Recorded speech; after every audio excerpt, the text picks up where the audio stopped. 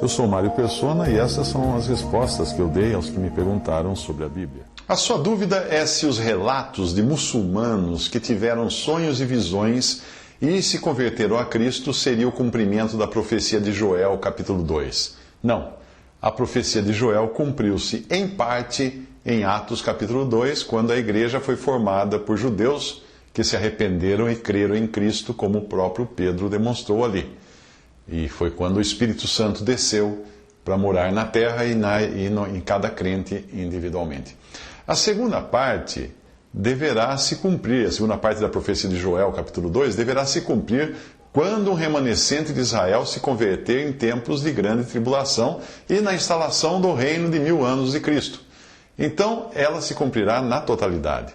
Repare que nos dois casos existem elementos comuns, tanto no caso de Atos como naquilo que vai acontecer depois na grande tribulação. Existem elementos comuns. Quais são esses elementos? Judeus arrependidos e crendo no Cristo, o Messias que eles aguardaram. A profecia inteira está nessa passagem. E há de ser que depois derramarei o meu espírito sobre toda a carne, e vossos filhos e vossas filhas profetizarão, os vossos velhos terão sonhos, os vossos jovens terão visões, e também sobre os servos e sobre as servas, naqueles dias derramarei o meu espírito, e mostrarei prodígios no céu e na terra, sangue e fogo e colunas de fumaça. O sol se converterá em trevas, a lua em sangue, antes que venha o grande e terrível dia do Senhor. E há de ser que todo aquele que invocar o nome do Senhor será salvo, porque no monte Sião e em Jerusalém haverá livramento, assim como disse o Senhor, e entre os sobreviventes aqueles que o Senhor chamar.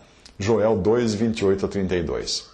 Se você mora no mesmo planeta que eu, então eu aposto como ainda não viu prodígios no céu e na terra, sangue, fogo, colunas de fumaça, o sol convertido em trevas, a lua em sangue. Portanto, Joel 2 ainda não se cumpriu 100%.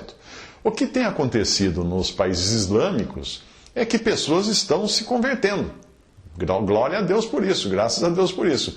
E relatam terem sido atraídas a Cristo por sonhos e visões. Deus pode usar diferentes maneiras de atraí-las para o Evangelho, embora continue sendo a Palavra de Deus e o Espírito Santo os elementos que são essenciais para uma conversão. Nada mais que isso. O que vier a mais é figuração. É bom lembrar que em momentos assim também vão existir as Maria vai com as outras. Uma prática muito comum nas igrejas pentecostais, com pessoas que inventam sonhos e visões para não se sentirem inferiores àquelas que fazem sucesso ali com seus testemunhos mirabolantes.